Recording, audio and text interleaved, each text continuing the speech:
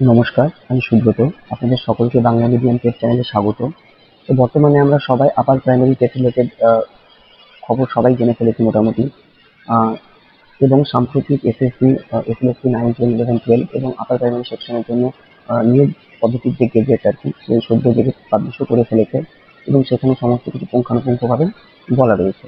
তো আমার আজকের এই ভিডিওটা মূলত আপার প্রাইমারি সেকশনের ক্ষেত্রে, যারা আপার প্রাইমারি টেট দেবেন বা দেবেন বলে ভাবছেন, যারা প্রিপারেশন নিচ্ছেন তাদের জন্য। এখানে অনেকের প্রশ্ন রয়েছে যে কারা এই আপার প্রাইমারি টেট দিতে পারবে, অর্থাৎ কারা এলিজিবল হবে, কারা এই নিয়োগ পদ্ধতিটা কেমন হবে, এখানে সাবজেক্ট থাকবে কি থাকবে না, গ্র্যাজুয়েশনে কত পার্সেন্ট থাকলে দেওয়া যাবে, ডিএড লাগবে না বিএড লাগবে, এটসেট্রা এটসেট্রা। তো ভিডিওটি শেষ পর্যন্ত দেখবেন, তাহলেই আপনাদের সমস্ত প্রশ্নের আপনার উত্তর পেয়ে যাবেন। তো ভিডিওটা শুরু করার আগে প্রথমেই বলি যে গেজেটে যে বিষয়টা বলা হয়েছে, এটা নিয়োগ প্রক্রিয়া সম্পর্কে বলেছে, যে কি কি কোয়ালিফিকেশন লাগবে বা কি কি ক্রাইটেরিয়া আছে নিয়োগে অংশগ্রহণ করার জন্য, অর্থাৎ কারা নিয়োগ পেতে গেলে বা সিলেকশন প্রসেসের ক্ষেত্রে কি কি যোগ্যতা আপনার থাকা লাগবে, এটাই কিন্তু যেটিতে বলা রয়েছে। এখানে কিন্তু আপার প্রাইমারি টেট সম্পর্কে কিছু কিন্তু বলেনি, যে কারা টেট দেবে বা কারা টেট দিতে পারবে না, অনগোয়িংরা দেবে কি দেবে না, পার্সোনালরা দেবে কি দেবে না, এটা যখন নোটিফিকেশন আসবে তখন বোঝা যাবে এবং আমি ভিডিওর মধ্যে এই ব্যাপারে ডিটেলসে আলোচনা করব। তবে একটাই কথাই বলবো যে এটা সিলেকশন প্রসেস সম্পর্কে বলেছে, এটা টেট সম্পর্কে কিন্তু বলেনি। আপনারা 3 নম্বর কলামটা পড়লেই বুঝতে পারবেন যে কি বলছে, যে education qualification including professional qualifications for selection of assistant teacher for upper primary level of classes in school। অর্থাৎ আমাদের বিদ্যালয়গুলিতে যে আপার প্রাইমারি সেকশন রয়েছে, সেখানে অ্যাসিস্ট্যান্ট টিচার নিয়োগের ক্ষেত্রে কি কি কোয়ালিফিকেশন, পার্সোনাল প্রফেশনাল কোয়ালিফিকেশন বলুন বা এডুকেশন কোয়ালিফিকেশন বলুন, কি কি লাগবে বা কি কি থাকা দরকার, সে ব্যাপারে আলোচনা হয়েছে। তো প্রথমেই আমাদের আপার প্রাইমারি অ্যাসিস্ট্যান্ট টিচার হতে গেলে বা সেই সিলেকশন প্রসেসে আমাদের পার্টিসিপেট করতে হলে আমাদের যেগুলো আবশ্যিক, যেসব কোয়ালিফিকেশনগুলো থাকা দরকার, সেটা হচ্ছে আমাদেরকে প্রথমেই কি হতে হবে, সিটিজেন অফ ইন্ডিয়া, অর্থাৎ আমাদের ভারতবর্ষের নাগরিক হতে হবে। প্রথমে এটা বলে দিয়েছে যে the candidate must be a citizen of India, অর্থাৎ ক্যান্ডিডেটকে অবশ্যই ভারতের একজন নাগরিক হতে হবে। আর কি নেক্সট বলছে, on or before the last date of receiving online application, he or she must possess the minimum qualification as prescribed by NCTE for assistant teacher for upper primary level of classes।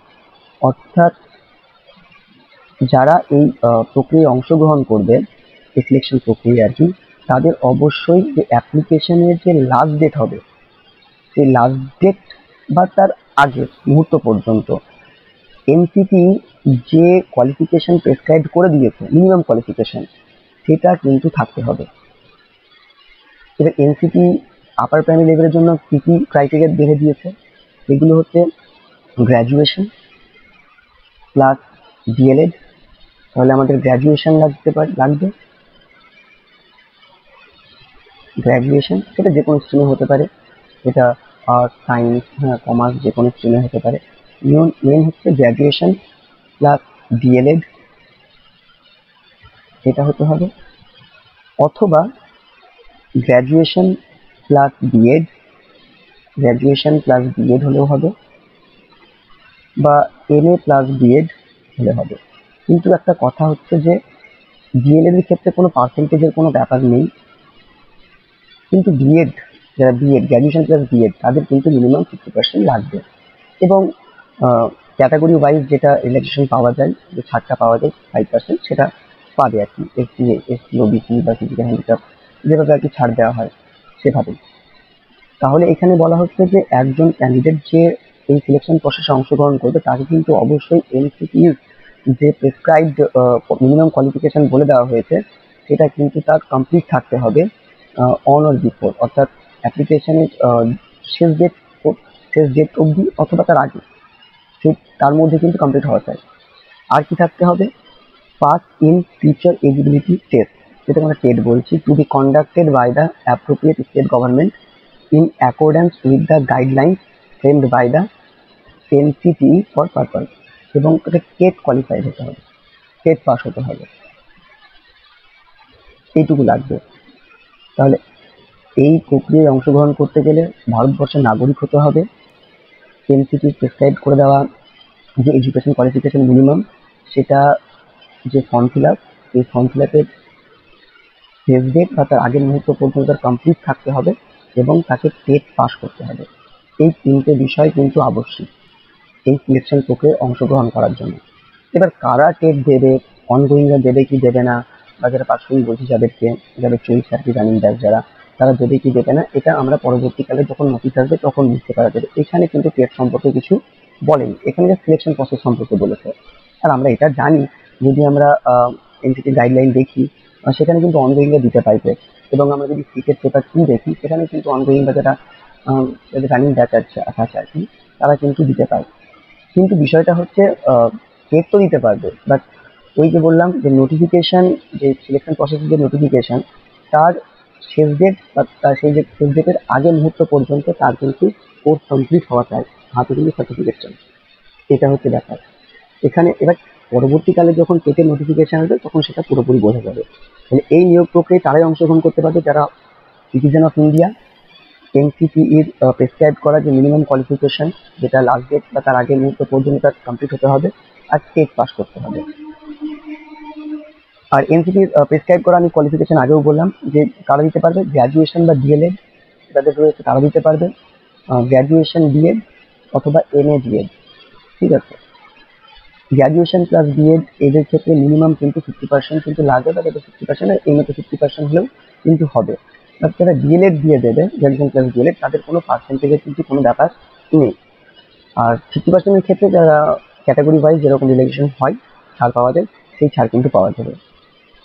আর কি বলেছে, a candidate willing to be selected as an assistant teacher for upper primary level of classes in any school having Bengali or English or Hindi or Nepali or Uriya or Sautali or Telugu or Urdu as the medium of instruction, as the case may be, shall have passed Bengali or English or Hindi or Nepali or Uriya or Sautali or Telugu or Urdu as the case may be, as first or second or third language at secondary, higher secondary, graduation, post graduation level examination conducted by the board or equivalent board body।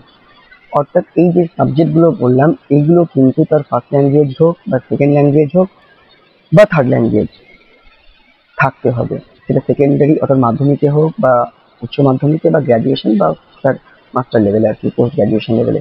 এইগুলো কিন্তু first language বা second language বা third ল্যাঙ্গুয়েজের মধ্যে এই ল্যাঙ্গুয়েজগুলো থাকা আবশ্যক। বাংলা থেকে বাংলা, ইংরেজি হলে ইংরেজি, বা অন্যান্য যেসব রিজনাল ল্যাঙ্গুয়েজগুলো রয়েছে সেগুলো কিন্তু লাগবে কিন্তু। আর কি, আর এখানে বলেছে a candidate applying for a subject must have passed at least graduation level maths examination with a minimum of 300 full marks in the relevant or concerned subject। একটা ক্যান্ডিডেট যে সাবজেক্টের যারা অ্যাপ্লাই করছে আর কি, যখন অ্যাপ্লাই করতে হবে সাবজেক্টের জন্য, তখন কি বলছে, must have pass at least the graduation level examination with minimum of 300 full marks. 300 number, তাকে 300 নাম্বারের যে এক্সাম সেটা তাকে যেন মানে হয় আর কি। A candidate applying for a subject must have passed at least the graduation level examination with a minimum of 300 full marks in the relevant or concerned subject। অর্থাৎ যে সাবজেক্টটাকে চুজ করবে সেটাতে যেন মিনিমাম তাকে 300 নাম্বারের পেপার দেওয়া লাগবে। অর্থাৎ যদি গ্র্যাজুয়েশনের সাবজেক্ট যদি কারো থাকে, এটা কিন্তু আমাদের 800 নাম্বারের হয়, সেক্ষেত্রে আলাদা, সে গ্র্যাজুয়েশন দিলে গ্র্যাজুয়েশন দেবে। বাট গ্র্যাজুয়েশন ছাড়াও যদি যেটা অনার্স করছে সেটা বাদ দিয়ে যদি কেউ মনে করে আমি পাসের সাবজেক্ট দেবো, হয়তো সাপোজ কারো অনার্সে ইংলিশ রয়েছে, সে ইংলিশ দিলে ইংলিশ দিতে পারে। এবার কেউ যদি মনে করে পাশে, হয়তো পাশে তার বেঙ্গলি ছিল অথবা আর একটা ছিল হিস্ট্রি, আমি সাপোজ বলছি বেঙ্গলি বা হিস্ট্রি, সে এটাও চুজ করতে পারে, বেঙ্গলি চুজ করতে পারে, হিস্ট্রি চুজ করতে পারে, কিন্তু তাকে মিনিমাম 300 নাম্বারের পেপার দেওয়া লাগবে, অর্থাৎ তাকে 300 নাম্বারের পরীক্ষা দেওয়া লাগবে, তবেই তারা সেই সাবজেক্টে অ্যাপ্লাই করতে পারবে। তাহলে অনার্স পেপার যদি কেউ সাবজেক্ট চুজ করে, সে অবশ্যই অনার্স পেপার সাবজেক্ট চুজ করতে পারে, বা অনার্স পেপার বাদ দিয়েও তারা পাশের যে সাবজেক্টগুলো আছে সেটাও চুজ করতে পারে, কিন্তু সেটাতে 300 নাম্বারের পরীক্ষা দেওয়া লাগবে, এটুকু। তাহলে কি কি লাগলো? এই প্রক্রিয়ায় অংশগ্রহণের জন্য একজন সিটিজেন হতে হবে, এবং এনসিটির যে গাইডলাইন প্রেসক্রাইব করা, যে মিনিমাম কোয়ালিফিকেশনের গাইডলাইন দেওয়া আছে সেটা তার থাকতে হবে, তাকে টেট পাস থাকতে হবে। আর যে বেঙ্গলি, ইংলিশ বা হিন্দি, নেপালি, উড়িয়া যেসব ভাষাগুলো আছে এগুলো তার ফার্স্ট, সেকেন্ড, থার্ড ল্যাঙ্গুয়েজ গুলো থাকতে হবে। সেটা মাধ্যমিক, উচ্চ মাধ্যমিক বা গ্রাজুয়েশন বা মাস্টার লেভেলে কিন্তু থাকতে হবে। আর কেউ যদি অনার্সের সাবজেক্টে, যদি কেউ অনার্সের সাবজেক্ট দিতে চায় সে দিতে পারে, নাকি পাসের সাবজেক্টগুলো দিতে পারে, কিন্তু সেখান থেকে 300 নাম্বারের মিনিমাম পরীক্ষা দিয়ে রাখতে হবে বা পরীক্ষা তার দেওয়া লাগবে। এবার আসছি বয়স। এটা মিনিমাম বয়স 21 থেকে 40, এবং যেটা রিল্যাক্সেশন পায় আর কি এসসি এসটি ওবিসি অনুযায়ী, সেই হিসাবে যেরকম ছাড় সে সেটা পেয়ে যাবে। আর তাছাড়া এখানে বলা হয়েছে আর কিছু নেই এখানে সেরকম, জাস্ট খালি এখানে এজ লিমিটটা 21 থেকে 40 বছর। আর যদি ক্যাটাগরি হয় তার, যেটা ওবিসি মনে হয় 3 বছর, আর এসসি এসটি গুলো 5 বছর রয়েছে, তো সেই হিসাবে তারা ছাড় পাবে আর কি।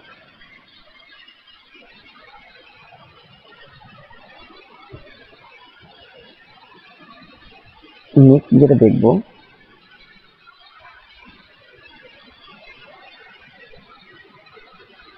এবার কত নাম্বারের কি পরীক্ষা হবে না হবে, সেই রিক্রুটমেন্ট প্রসেসটা আর কি পুরোটা। তো এখানে যে রিক্রুটমেন্ট প্রসেসটা দেওয়া আছে সেটা কিন্তু টোটাল 100 নাম্বারের দেওয়া রয়েছে, ঠিক আছে। যেখানে ভাগ করে দেওয়া হয়েছে, যেখানে আমাদের থাকছে একাডেমিক স্কোর থাকবে, স্টেট ওয়েটেজ থাকবে, marks in written examination, marks in oral interview, আর marks for lecture demonstration, and marks for clear teaching experience. এতগুলো বিষয়ের উপরে কিন্তু মার্কসগুলোকে ডিভিশন করা হয়েছে। তো একাডেমিক স্কোরের জন্য এখানে বলে দেওয়া হয়েছে, একাডেমিক স্কোরের জন্য কিন্তু 10 দেওয়া হবে। এবং এটাকে কিভাবে ক্যালকুলেট করা হবে, যারা গ্র্যাজুয়েশনে, যাদের পার্সেন্টেজ অবটেন্ট 60% ওর অ্যাবাভ যাদের রয়েছে, তারা 10 মার্কস দেওয়া হবে তাদেরকে। যারা 50%-এর নিচে, 50 to 60-র মধ্যে রয়েছে, তাদেরকে 8 মার্কস দেওয়া হবে। আর যারা 60-র নিচে রয়েছে তারা 6 মার্কস পাবে। অর্থাৎ কারো যদি 60% থাকে সে 10 পেয়ে যাবে, বা কারো যদি 55 থাকে, হ্যাঁ, 50 থেকে 60-এর মধ্যে হলে সে 8 পাবে। অ্যাবাভ 60 বা 60-এর অ্যাবাভ, 60 বা 60-এর বেশি হলে 10 ধরা হয়েছে। 50 থেকে 60 8, আর বিলো 50%, অর্থাৎ 50%-এর নিচে হলে 6 নাম্বার হবে। এই হিসেবে একাডেমিক স্কোর অনুযায়ী তাকে নাম্বারটা দেওয়া হবে। স্টেট ওয়েটেজ, স্টেট যে 150 নাম্বারের হয় তার ওয়েটেজটা ধরা হবে এখানে 40। এটা সেই হিসেবে পার্সেন্টেজ করে এটা, কেউ যদি এখন টেটে সাপোজ 80% নাম্বার পায়, ঠিক আছে, তো 80% যেটা বের হবে সেটা হয়ে যাবে। বা কেউ যদি 75% নাম্বার পেয়ে থাকে, তো 75% যেটা হবে সেটা, অর্থাৎ 150 পরীক্ষা হবে, বাট এই 150টাকে ওয়েটেজ হিসাবে ধরা হবে 40। রিটেন এক্সামিনেশন, যেটা সাবজেক্ট আর কি চুজ করতে হবে, সেটা 25 নাম্বারে হবে, সেটা ওএমআর বেসড হবে কিন্তু। এবার বিষয়টা হচ্ছে যে এখানে কি 25 নাম্বারই কি ওএমআর বেসড পরীক্ষা হবে, না এটা ওয়েটেজ থাকবে, এটা কিন্তু ক্লিয়ার এখানে কিছু বলা হয়নি। যখন আরো ফার্দার নোটিফিকেশন যখন আসবে আর কি রিক্রুটমেন্টের জন্য, তখন সেটা পুরোপুরি ক্লিয়ার হবে যে এই 25 নাম্বারটা কি 25 নাম্বারই শুধু পরীক্ষা হবে, না হয়তো 100 নাম্বারের পরীক্ষা হলো তাকে 25 ওয়েটেজ ধরা হলো, বা 50 নাম্বারের পরীক্ষা হলো 25 ওয়েটেজ ধরা হলো, সেটা তো নোটিফিকেশনে বোঝা যাবে। বাট যে সাবজেক্টের আমরা দেবো আর কি পরীক্ষা, সেটা কিন্তু 25 নাম্বারের একটা এমসিকিউ বেস কোশ্চেন হবে ওই মাস বেসে। ওরাল, ওরাল ইন্টারভিউ কি কি থাকছে? ওরাল ইন্টারভিউ আমাদের 15 নাম্বার থাকবে। এবার এর মধ্যে কি থাকছে, লেকচার ডেমনস্ট্রেশনের জন্য 5, ঠিক আছে। এখানে বলে দিয়েছে appearance before the interview board for 4 and 5 is compulsory. অর্থাৎ এই 4 নাম্বার এবং 5 নাম্বার জন্য, এটার জন্য কিন্তু কম্পালসারি ইন্টারভিউ বোর্ডের সামনে কিন্তু উপস্থিত হতে হবে। আমি টেট পাস করে গেলাম, আমি গেলাম না, আমার নাম্বার প্রচুর আছে, কিন্তু হবে না। হ্যাঁ, এই ওরাল যেটা ইন্টারভিউ আর যেটা লেকচার ডেমনস্ট্রেশন, এর জন্য কিন্তু আমাদের উপস্থিত থাকতে হবে। আর টিচিং এক্সপিরিয়েন্স যেটা, সেটার জন্য 5 নাম্বার বরাদ্দ আছে, এবং এটা দেওয়া হচ্ছে প্রত্যেক বছর, 1 মার্ক ফর ইচ ইয়ার। প্রত্যেক বছর এক্সপিরিয়েন্সের জন্য 1 নাম্বার করে দেওয়া হবে। কারা পাবে এটা, এই নাম্বারটা? At the upper primary level in government or government aided or government sponsored school. অর্থাৎ যারা সরকারি বা সরকারি অনুদান প্রাপ্ত সব স্কুলগুলো রয়েছে, সেই সব স্কুলে যারা সার্ভিস করছে আর কি, তারা At upper primary level in government or government aided or government sponsored scheme calculated on the basis of 1 mark for each year of service in substitute post as permanent or on contractual basis. যারা permanent পোস্টে রয়েছে বা যারা কন্ট্রাকচুয়ালও রয়েছে, হ্যাঁ, যেসব যারা রয়েছে তারা কিন্তু পার ইয়ার, মানে আপার প্রাইমারি লেভেলে, কিন্তু 9, 10 বা 11, 12 না, আপার প্রাইমারি লেভেলে তাকে থাকতে হবে, তাদের কাজ করতে হবে। তো তারা পার ইয়ার 1 নাম্বার করে পাবে এক্সপিরিয়েন্স হিসাবে। তাহলে তাহলে যদি আমরা নাম্বারটাকে ক্যালকুলেট করি তাহলে কি আসছে, একাডেমিকের জন্য 10 রাখা হয়েছে, স্টেট ওয়েটেজ 40 রাখা হয়েছে, রিটেনের জন্য সাবজেক্ট 25 রাখা হয়েছে, ওরাল ইন্টারভিউ এর জন্য 15 রাখা হয়েছে, এবং ডেমনস্ট্রেশন যেটাকে আমরা ডেমো ক্লাস বলছি আর কি, সেটার জন্য 5, আর টিচিং এক্সপিরিয়েন্সের জন্য 5। তাহলে কত হচ্ছে, 5 এর কাছে 10, 15, 20, 3, 7, 8, 9, 10, 100 নম্বর। তাহলে এইভাবে কিন্তু এই 100-র মধ্যে পুরো প্রক্রিয়াটা ক্যালকুলেট হবে। এবার যে যেরকম 100-র মধ্যে পাবে সে সেই হিসাবে আর কি তার সে এগিয়ে যাবে আর কি। এটা বিষয়টা হচ্ছে যে অনেকে ভাবছে টেটের সাবজেক্ট কি থাকবে, ঠিক আছে। তো টেটে যেরকম নর্মাল আমাদের প্রাইমারি টেট দিই ওরকম একটু ডিফারেন্স আছে। তো সিডিপি থাকবে, অর্থাৎ চাইল্ড ডেভেলপমেন্ট এন্ড পেডাগজি 20 নম্বরে, ল্যাঙ্গুয়েজ 1 ফার্স্ট ল্যাঙ্গুয়েজ বাংলা বলতে আমাদের 30,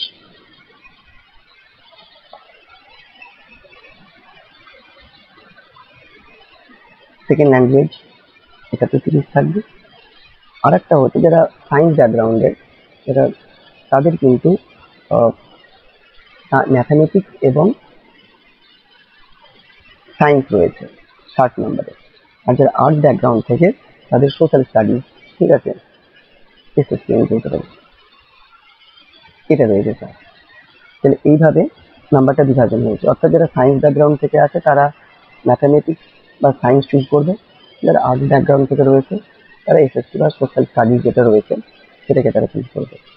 এবং যেটা নিয়ম আছে আর কি, সাবজেক্ট কন্টেন্ট থাকবে এখানে, সিডিপিতে কন্টেন্ট 15 পেডাগজি, প্রত্যেকটাতে বাংলাতেও সেম 15 পেডাগজি 15 কন্টেন্ট, ইংরেজিতেও 15 পেডাগজি 15 কন্টেন্ট, আর ম্যাথামেটিক্স সায়েন্সের ক্ষেত্রে 40 কন্টেন্ট 20 পেডাগজি, এসএসসির ক্ষেত্রেও 40 কন্টেন্ট 20 পেডাগজি, যদি রুলস ফলো করে হয় কোশ্চেন। তো এই বিষয় আর কি থাকে।